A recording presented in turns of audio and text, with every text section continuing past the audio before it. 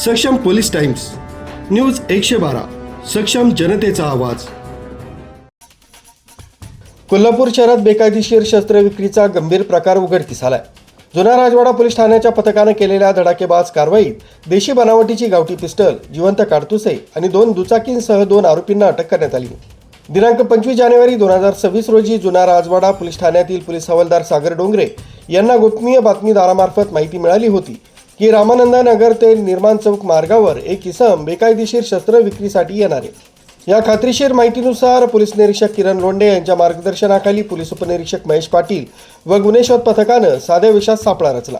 दरम्यान पांढऱ्या रंगाच्या ॲक्टिवा मोपेडवरून येणाऱ्या अजिंक्य जयसिंग भोसले वय 28 याला पथकानं शितापीनं घेराव घालून ताब्यात घेतलाय। तपासणी दरम्यान त्याच्याकडून एक गावठी पिस्टल, 2 मॅगझीन आणि 14 जिवंत राऊंड जप्त करण्यात आले। चौकशीत सदर पिस्टल ही छन्नूसिंह उर्फ चिन्मय विलास स्वर्णोबत वय 34 याची असल्याचं निष्पन्न झालंय। त्यानंतर पोलिसांनी दुसऱ्या आरोपीलाही ताब्यात घेतलाय। दोघांकडेही शस्त्र परवाना नसल्याचं तपासात स्पष्ट झालंय। या कारवाईत पोलिसांनी देशी पिस्टल, जिवंत राऊंड, 2 मॅगझीन, 2 ॲक्टिवा मोपेड आणि एक ॲपल कंपनीचा मोबाईल असा एकूण 2,68,000 रुपयांचा मुद्देमाल जप्त केलाय। या प्रकरणी जुना राजवाडा पोलीस ठाण्यात गुन्हा दाखल करण्यात आला असून पुढील तपास पोलीस उपनिरीक्षक महेश पाटील करीत आहेत। सनी लोंढे, सक्षम पोलीस टाइम्स न्यूज 112 कोल्हापूर।